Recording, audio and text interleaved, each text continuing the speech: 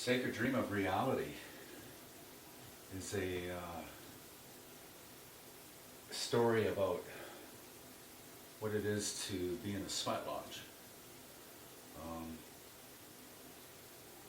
Not my interpretation will be different than other people's interpretations. This is my interpretation, and so I'll start off.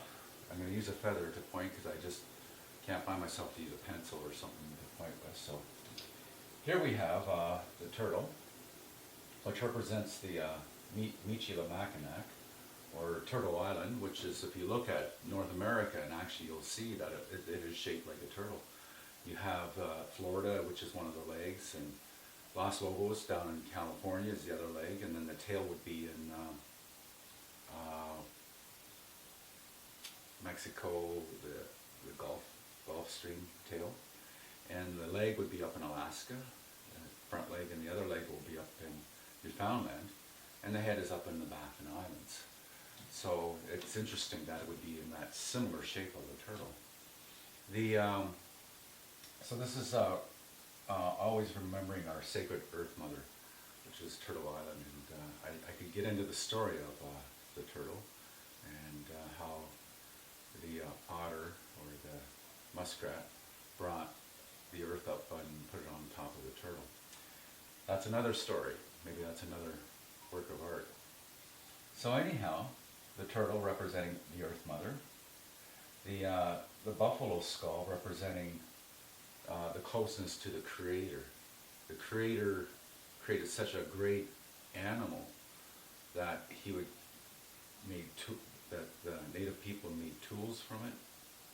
They clothed themselves.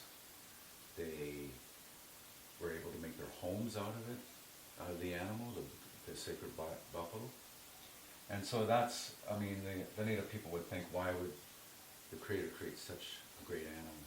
So that's why we see the buffalo as close to the Creator. In this circle, this is the realm of the sacred world, and you'll see sacred beings in there that are always the triune, the spirit, mind, and body. The spirit tree of life. These four colors representing the four directions, red, yellow, black, and white, represent the separateness of who we are, the identity of who we are. So when we come together, we're all interconnected. But when we come together as a circle to enter that sweat lodge, we're four races coming together to be joined. So when we enter that sweat lodge, you notice that everybody's all one color. And when those lodge doors close, it's just the darkness and the sacred stone people, the grandfathers and the grandmothers. And it's so incredible that you actually see the stones. You can actually see through some of them, depending on how hot they are. So anyhow, when that door closes, we're all one spirit. There's no differentiation between man and woman. And when we usually go in with our birth suits, and so that's why we're all one. There's no differentiation. So when we go through that journey, we go through different variations of, each of us are going through what we need to get out of that lodge. What I will experience will be completely different from what another person will experience. It's a very, very life-changing, if I may say so. And so when we come out of that lodge, this here yin-yang, or I like to call it the native yin-yang, is coming into alignment, such as over here, the alignment of the native yin-yang. And so what we're doing is we're purifying our minds, our body, our spirit, our intellect, and we're coming out of that lodge. And when we come out of that lodge, we're purified. So when we come out, we're white as snow. We're clean again, and it's pretty incredible because it's the only place that I know where two enemies can go in and come out like brothers or sisters. And it'd be nice if our world powers could experience sweat lodges. So we carry this light to the rest of the world, and you'll notice that when we carry that light, there it's the web of life, and you'll see the web dominant in our culture and in our art as well. So the yin and yang, the positive and the negative of life. The sacred white buffalo calf woman, when she came to the people, she came as a calf, white calf buffalo, and when she came, she turned into this beautiful, beautiful, radiant, omnipotent woman. And it's interesting because our culture is very feminine oriented.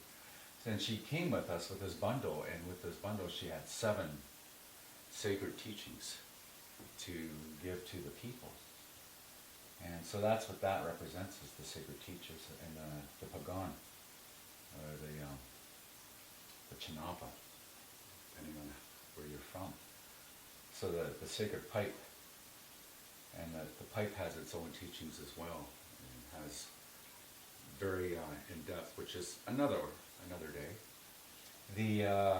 The tree of life, and it's I painted it with a sort of like a vascular bundles, and to represent that it's all living. Everything is alive. The entity, the space between me and you is alive. And the owl, learning that we achieve wisdom through experience. And sometimes we have to go through our experiences in order to find the wisdom, or to convey the wisdoms to others, and so that we can teach our children as well. You'll see in the tree that there's some purple, looks like broken branches. And that's what they represent, is that when we see broken branches from a tree and a wind sways it, we think, oh no, that branch is broken off, and we see the branch on the ground. But what we don't realize is that when that tree gets bigger, those knots or those broken parts become stronger, and it actually holds that tree and becomes a stronger tree. Whether you realize it or not, you become more strength for all to be carried into that tree. The eagle, or the falcon, you'll see that there are some eyes peering out into his wings. Carries our prayers, and we like to give sacredness to the falcon and to the eagle, and to that they carry our prayers because they can fly so high.